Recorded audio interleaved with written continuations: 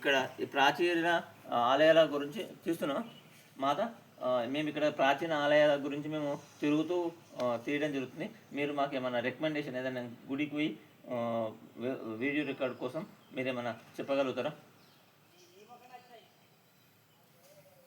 కేశవపట్నం మండలము అని పేరు వచ్చింది. అది ఒకప్పుడు భైరవపురం, తర్వాత శేషమఠం అని మధ్వాచార్యుల వారు 500 ఏళ్ళ కింద 400 దాదాపు కింద పీఠాన్ని నిర్మాణం చేశారు మధ్వాచార్యుల వారు. ఎక్కడ మాత? కేశవపట్నంలో ఉన్నదా ఇప్పుడు ఆలయం?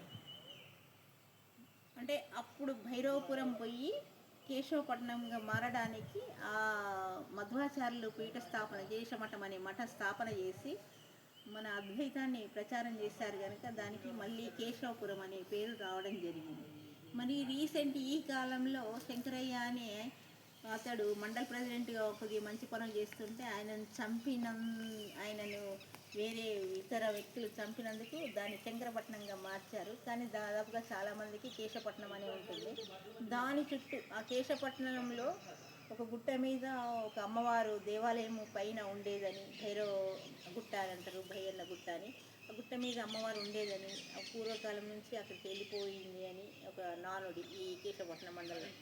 అటు తర్వాత అది కొత్తగట్టు, అక్కడ స్పష్టంగా లక్ష్మీ నరసింహస్వామి ఉన్నారని, ఆ బంగారు చేప ఉంది అని, అది నీళ్ళలో దర్శనమిస్తుంది అని ఈ ప్రాంతంలోనే అదొకటి ఫేమస్. తర్వాత ఇంకోటి కేశవపట్నంలోనే ఒక గుట్ట మీద రాముడి పాదాలు ఉన్నాయని, రామ మందిరం నిర్మాణం చేయాలని ఒక పిల్లవాడి సంకల్పం. అది ఇంతవరకు నెరవేరుతుంది కానీ ఆ గుట్ట అక్కడ అదొకటి ఉంది. భైరవస్వామి టెంపుల్ ఉందట. భైరవస్వామి ఉంది. తర్వాత ములంగూరులో ఒక కోట ఉంటుంది. ఆ కోటలో 400-500 ఏళ్ళ నుంచి దాదాపు జ్యోతి ఏలుగుతూ అక్కడ దుర్గమ్మ అని, ఆ కోట కాపల దుర్గాదేవి అనే ఒక ప్రశస్తి. ఇప్పటి వరకు కూడా ఆ దీపము ప్రతిరోజు వెలుగుతుంది అనేది.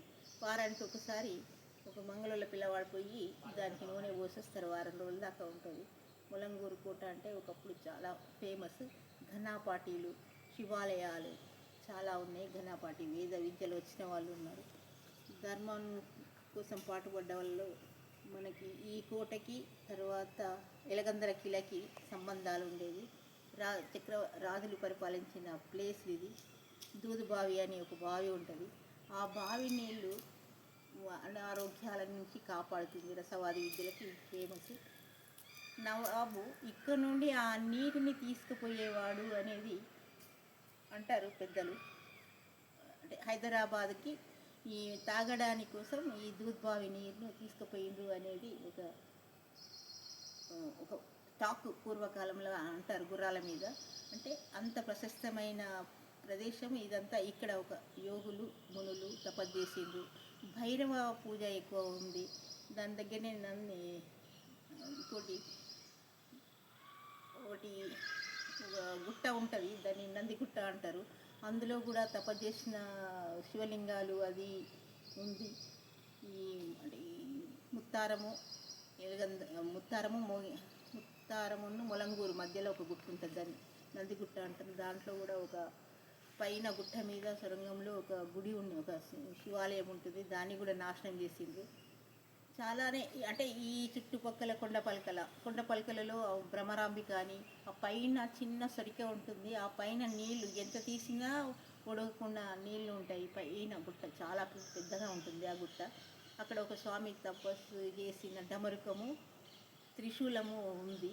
దాన్ని మల్లికార్జున స్వామి కోసమని భ్రమరెంబకి ఇక్కడికి స్వయము వచ్చిందని, ఏరెడ్డపల్లి గ్రామంలో మల్లికార్జునుడే స్వయంగా వెలిసిండనేది ఏరెడ్డపల్లి గ్రామం వాసుల యొక్క మాట.